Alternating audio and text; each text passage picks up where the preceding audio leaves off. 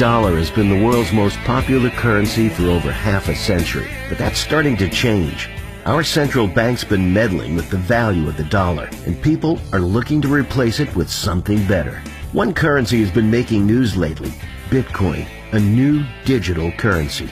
Lots of things have been used as currency throughout history: gold and silver, wheat, seashells, tobacco, salt, paper, and numerous other things. Some currencies have stuck around, lots have died off. But why? What makes some currencies better than others?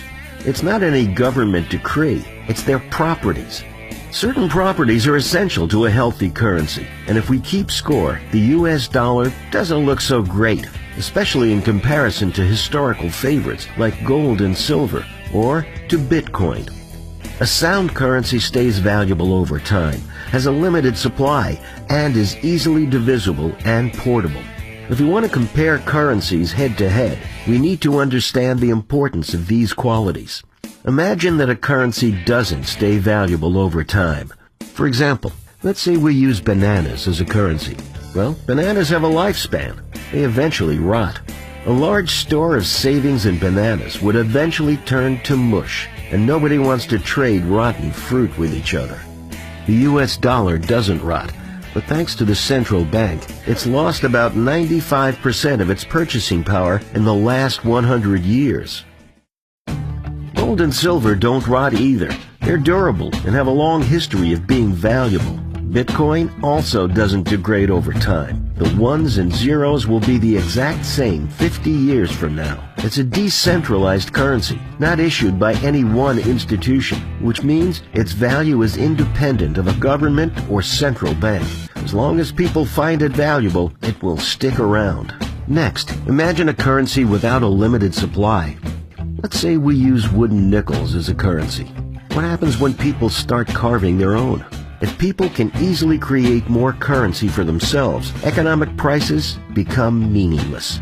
Since the 1970s, the US dollar has had anything but a limited supply. The central bank has created trillions of dollars out of thin air, devaluing everybody else's dollars in the process. In contrast, the supply of gold and silver has been relatively constant for the last few millennia. Bitcoin also has a stable supply.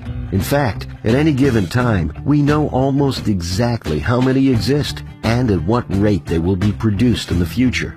No more than 21 million bitcoins will ever be created. It's written straight into the code. Counterfeiting might also increase the supply of currency by defrauding people. The only difference between money printing and counterfeiting is who's behind it. The result is the same. Fortunately, it's difficult for citizens to counterfeit US dollars, gold, or silver. But what about something digital like Bitcoin? It uses mathematical cryptography and a public ledger called the blockchain to make it impossible to counterfeit. Picture a currency which does not divide easily. What if cows were used as a currency? How would you pay for something like a loaf of bread? A cow is worth much more than one loaf of bread, and it would be very difficult to divide a cow into small enough units to make a fair trade. The dollar divides very easily down to the penny. Gold and silver are a little bit more difficult to divide into small quantities. Bitcoins easily divide down to 100 millionth of a Bitcoin. A sound currency must also be portable. Imagine the difficulty of using cinder blocks as currency. The dollar is easily portable. Gold and silver are less portable, though on a gold standard, people usually carry around paper, which is redeemable in the metals. And bitcoins can be sent anywhere in the world with internet access instantly, regardless of the size of the transaction, and at almost no cost. So how do these currencies match up against each other? You decide for yourself.